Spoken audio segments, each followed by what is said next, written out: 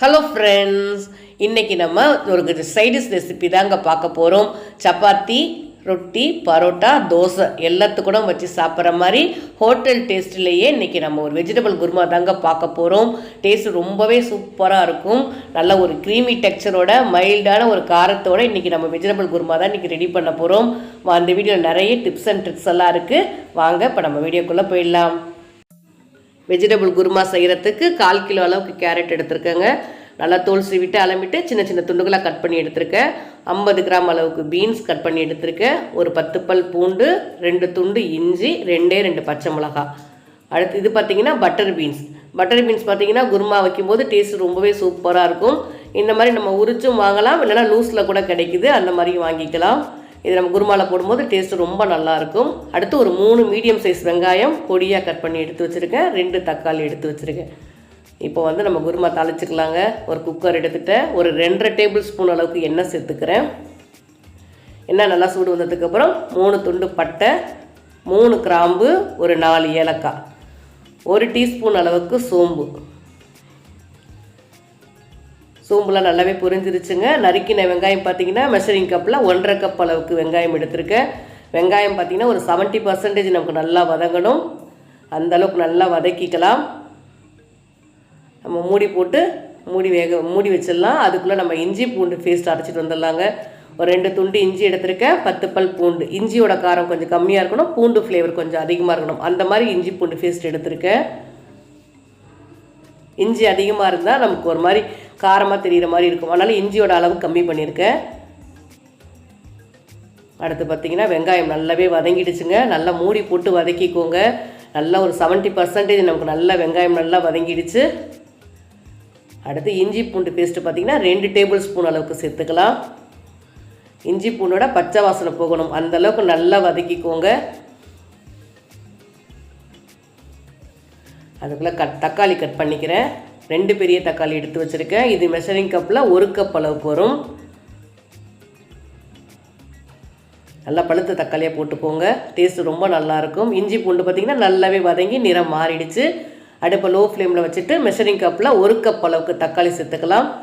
தக்காளி பார்த்திங்கன்னா பாதி அளவுக்கு வதங்கினா போதுங்க. ரொம்ப நிறம் மாறி வதங்கணும்னு அவசியம் இல்லை. அந்த அளவுக்கு வதக்கிக்கிறேன். தக்காளி பாதி அளவுக்கு வதங்கிடுச்சு.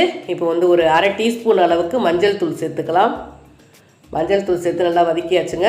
அடுத்து கேரட் பார்த்திங்கன்னா மெஷரிங் கப்பில் 2 கப் அளவுக்கு நறுக்கின கேரட், ஒரு கொஞ்சம் பெரிய துண்டுகளாக கட் பண்ணி எடுத்துருக்கேன். மெஷரிங் கப்பில் 1/2 கப் அளவுக்கு பீன்ஸ், ஒரு 1/4 கிலோ அளவுக்கு உருளைக்கிழங்கு, இந்த மாதிரி பெரிய பெரிய துண்டுகளாக நறுக்கி எடுத்து வச்சுருக்கேன். அதையும் சேர்த்துக்கலாம்.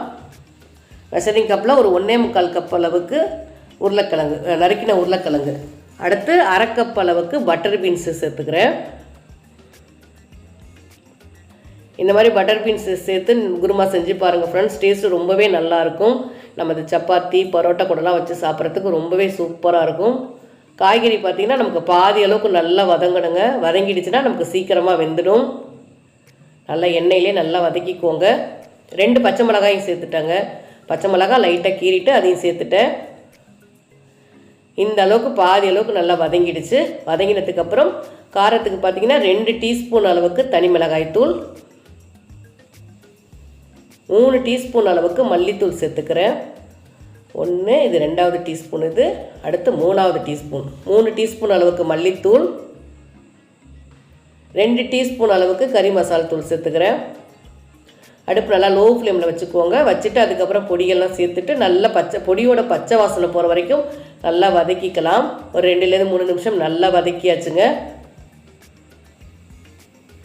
அடுத்து நம்ம தேவையான அளவுக்கு தண்ணி சேர்த்துக்கலாம். மெஷரிங் கப்பில் ஒரு 2.5 கப் அளவு தண்ணி சேர்த்துக்கிறேன். நம்ம விசில்லாம் போட போகிறதில்ல, நம்ம அப்படியே வேகட்டும்.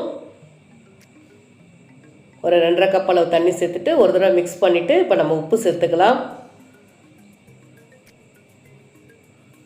ஒரு டேபிள் ஸ்பூன் அளவுக்கு கல்லுப்பு சேர்த்துட்டு 2 கொத்து கருவேப்பிலை சேர்த்துட்டு அப்படியே மூடி போட்டு வச்சிடலாங்க. நல்லா ஒரு 10லேருந்து ஒரு 12 நிமிஷம் நல்லாவே வேகட்டும். நம்ம விசில் போட்டோன்னா காய்கறி குழஞ்ச மாதிரி ஆகிடும். இந்த மாதிரி இருக்கும்போது டேஸ்ட்டு ரொம்ப நல்லாயிருக்கும். அப்படியே மூடி போட்டு ஒரு 12 நிமிஷம் அப்படியே ஹை ஃப்ளேம்லேயே இருக்கட்டுங்க. அடுத்து நம்ம அதுக்கு தேங்காயெலாம் அரைச்சிக்கலாம். மெஷரிங் கப்பில் 1 கப் அளவு தேங்காய், 10 முந்திரி பருப்பு, 1½ டீஸ்பூன் அளவுக்கு கசகசா. முந்திரி பருப்பும் கசகசாவும் நமக்கு நல்ல ஒரு க்ரீமி டெக்ஸ்சர் கொடுக்கும், லைட்டான ஒரு சின்ன ஒரு இனிப்பு டேஸ்ட்டும் கொடுக்கும். பொட்டுக்கடலாம் நான் சேர்க்கலைங்க. மெஷரிங் கப்பில் ஒரு கப் தண்ணி எடுத்துருக்கேன். 1/2 கப் அளவு தண்ணி சேர்த்து நல்லா ஃபைனாக அரைச்சிக்கோங்க. நம்ம எந்த அளவுக்கு அரைக்கிறோமோ அந்தளவுக்கு குருமா நல்ல டேஸ்ட்டாக இருக்கும். காய் நல்லா வெந்திருக்கான்னு பார்க்கலாம். நல்லாவே உருளைக்கிழங்கும் கேரட் எல்லாமே நல்லா வெந்திருக்கு. இப்போ நான் வேறு ஒரு பாத்திரத்தில் மாற்றிட்டேங்க. இப்போ தேங்காய்லாம் சேர்க்கறதுனால வேறு ஒரு பாத்திரத்துக்கு மாற்றிட்டேன். அரைச்சி வச்ச தேங்காய் முந்திரி பருப்பு விழுது சேர்த்துக்கலாம். மீதி வச்சுருக்க 1/2 கப் அளவு தண்ணியை சேர்த்துட்டு மிக்ஸி ஜார் அளமிட்டு அந்த தண்ணியும் சேர்த்துட்டு நல்லா ஒரு தடவை மிக்ஸ் பண்ணி விட்டுக்கோங்க. காய் நல்லா வெந்துருச்சு. வெந்ததுக்கு அப்புறம் தான் நம்ம தேங்காய் ஃபேஸு சேர்த்துருக்கோம். திரும்ப மெஷரிங் கப்பில் ஒரு 1/2 கப் அளவு தண்ணி சேர்த்துக்கிறேன். தண்ணி சேர்த்துட்டு லைட்டாக கொதி வரும்போது லோ ஃப்ளேமில் வச்சுட்டு ஒரு 7லேருந்து 8 நிமிஷம் கொதிக்க வச்சு எடுத்துக்கோங்க.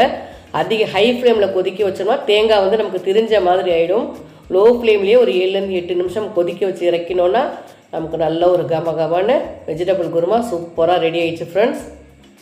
நல்லா ஒரு கைப்பிடி அளவுக்கு கொத்தமல்லி தூவிட்டு அப்படியே அடுப்பு ஆஃப் பண்ணிடலாம். சின்ன ஒரு மைல்டான காரம் இருக்குது, சின்ன ஒரு இனிப்பு டேஸ்ட் இருக்குது, நல்ல ஒரு க்ரீமியாகவும் இருக்குங்க. அப்படியே மூடி வச்சிடலாங்க. இப்போ நமக்கு சப்பாத்திக்கு தான் இன்றைக்கி நான் குருமா செஞ்சுருக்கேன். சப்பாத்தி இருக்கிறதால கொஞ்சம் திக்காக எடுத்துருக்கேன்.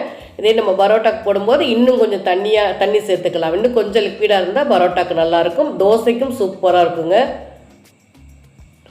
சப்பாத்திக்கு ஒரு 1/2 கிலோ அளவுக்கு மாவு பிசைஞ்சு வச்சுருக்கேன். எப்பொழுதுமே எல்லாருமே சப்பாத்திக்கு மாவு பிசைவோம் பார்த்தீங்களா, அந்த மாதிரி தான் மாவு பிசைஞ்சிருக்கேன். இப்போ நம்ம சப்பாத்தி போட்டுக்கலாம்.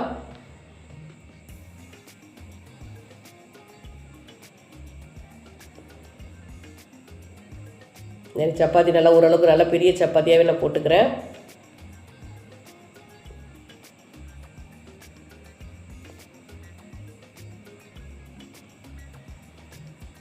அவ்வளோதான் ஃப்ரெண்ட்ஸ், நல்லா அழகாக போட்டாச்சு. ஒரு பிளேட்டில் எடுத்து வச்சுக்கலாம். இப்போ நம்ம கல் நல்லா ஹீட் பண்ணிவிட்டு நம்ம சப்பாத்தி போட்டு எடுத்துக்கலாம். நல்லா சுட சுட சப்பாத்திக்கும் சுட சுட வெஜ்ஜு குருமாக்கும் டேஸ்ட்டு ரொம்பவே சூப்பராக இருக்கும். தோசைக்கல் நல்லா ஹீட் பண்ணிவிட்டு சப்பாத்தி போட்டுக்கலாம். நான் இன்றைக்கி நெய் போட்டு தாங்க சப்பாத்தி போட போகிறேன். நெய் போட்டு சப்பாத்தி போடும்போது சப்பாத்தி நல்லா சாஃப்டாகவும் இருக்கும், நல்ல ஒரு டேஸ்ட்டாகவும் இருக்கும். நல்லா நெய் போட்டு தான் நான் போட்டுக்கிறேன். எல்லாம் 2 பக்கம் திருப்பி விட்டு வேக வச்சு எடுத்துக்கலாம். அவ்வளோதான் ஃப்ரெண்ட்ஸ், நல்ல சப்பாத்தி நம்ம சுட சுட சப்பாத்தி போட்டாச்சு. நம்ம பூரிக்கும் இந்த குருமா ரொம்பவே நல்லா இருக்குங்க. ட்ரை பண்ணி பார்த்துட்டு கமெண்ட்டில் சொல்லுங்கள். என்னோடய ரெசிபி பிடிச்சிருந்துச்சுன்னா மறக்காமல் ஒரே லைக் மட்டும் கொடுங்க. உங்களுடைய கமெண்ட்டையும் பதிவு பண்ணுங்கள். ட்ரை பண்ணி பாருங்கள். ரொம்ப ஈஸியான வெஜ்ஜு குருமா தான். நமக்கு சுட சுட சப்பாத்தி அட்டகாசமாக ரெடி ஆகிடுச்சு. வாங்க இப்போ நம்ம சாப்பிட்டு பார்க்கலாம். உண்மையாகவே சொல்கிறேன் ஃப்ரெண்ட்ஸ், டேஸ்ட் ரொம்பவே சூப்பராக இருக்குது. சின்னதாக ஒரு பட்டர் பீன்ஸோட சாப்பிடும்போது டேஸ்ட் அட்டகாசமாக இருக்குது. காய்கறிகள்லாம் குழஞ்சி போகாமல் நல்லா வெந்து நல்ல ஒரு க்ரீமியாகவும் இருக்குது. லைட்டாக ஒரு சின்ன ஒரு இனிப்பு டேஸ்ட்டோட மைல்டான காரத்தோட அட்டகாசமாக இருக்குது ஃப்ரெண்ட்ஸ். நீங்களும் ட்ரை பண்ணி பார்த்துட்டு உங்கள் கமெண்ட்டை சொல்லுங்கள். என்னோடய ரெசிபி பிடிச்சிருந்ததுன்னா மறக்காமல் ஒரு லைக் மட்டும் கொடுங்க. வாங்க இப்போ நம்ம சாப்பிட்டு பார்க்கலாம். நல்ல ஒரு சாஃப்டான சப்பாத்தி கூட நல்ல ஒரு வெஜிடபிள் குருமா சேர்த்து சாப்பிடும்போது நம்ம ஹோட்டலில் சாப்பிட்ற அதே டேஸ்ட்டு கிடைக்கும். தேங்க்யூ.